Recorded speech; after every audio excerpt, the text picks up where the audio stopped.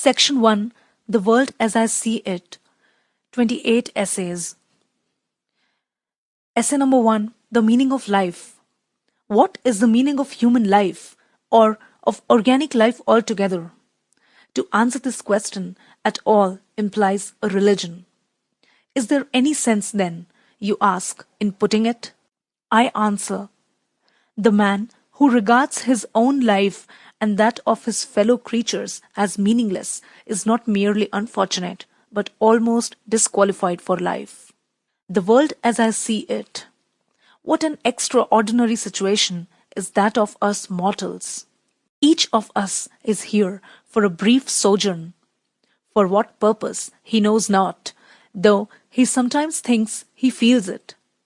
But from the point of view of daily life, without going deeper, we exist for our fellow men, in the first place for those on whose smiles and welfare all our happiness depends, and next for all those unknown to us personally, with whose destinies we are bound up by the tie of sympathy.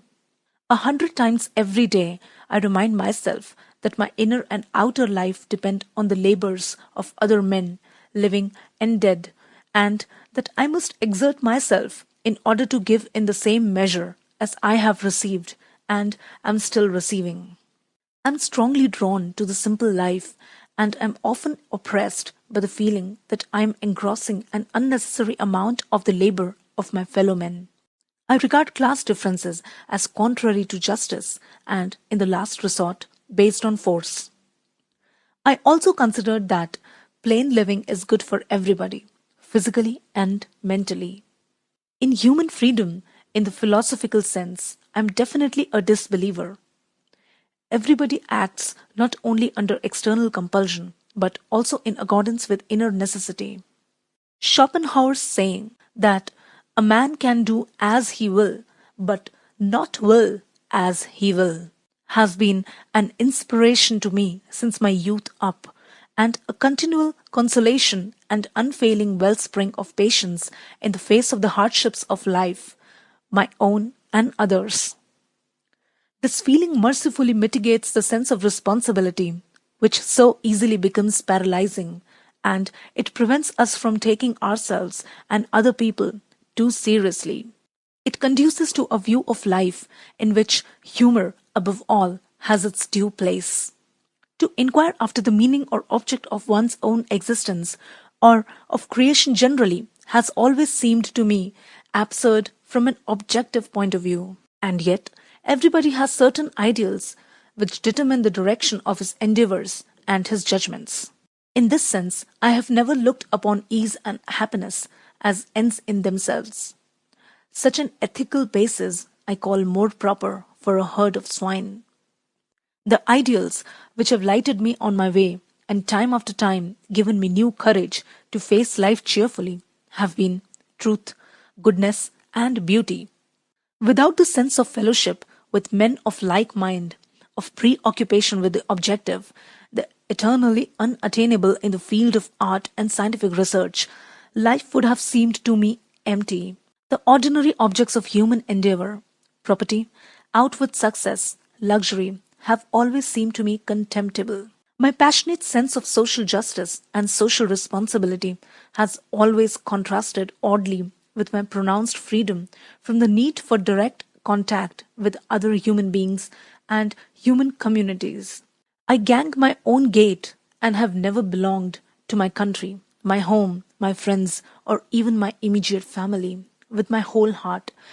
In the face of all these ties, I have never lost an obstinate sense of detachment, of the need for solitude, a feeling which increases with the years. One is sharply conscious, yet without regret, of the limits to the possibility of mutual understanding and sympathy with one's fellow creatures. Such a person no doubt loses something in the way of geniality and light-heartedness. On the other hand, he is largely independent of the opinions, habits, and judgments of his fellows and avoids the temptation to take his stand on such insecure foundations. My political ideal is that of democracy. Let every man be respected as an individual and no man idolized. It is an irony of fate that I myself have been the recipient of excessive admiration and respect from my fellows through no fault and no merit of my own.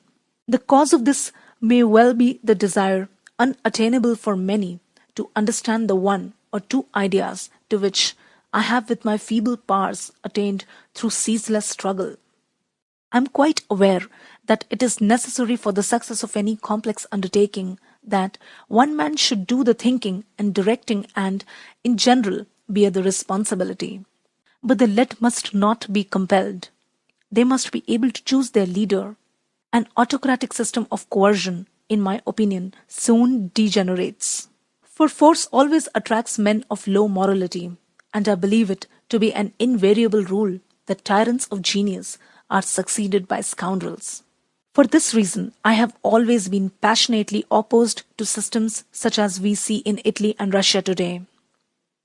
The thing that has brought discredit upon the prevailing form of democracy in Europe today is not to be laid to the door of the democratic idea as such, but to lack of stability on the part of the heads of governments and to the impersonal character of the electoral system.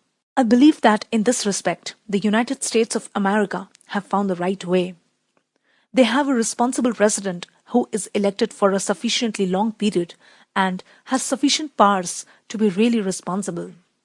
On the other hand, what I value in our political system is a more extensive provision that it makes for the individual in case of illness or need.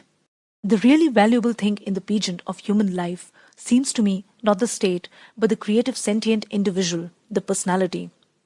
It alone creates the noble and the sublime, while the herd as such remains dull in thought and dull in feeling. This topic brings me to that worst outcrop of the herd nature, the military system, which I abhor. That a man can take pleasure in marching in formation to the strains of a band is enough to make me despise him. He has only been given his big brain by mistake.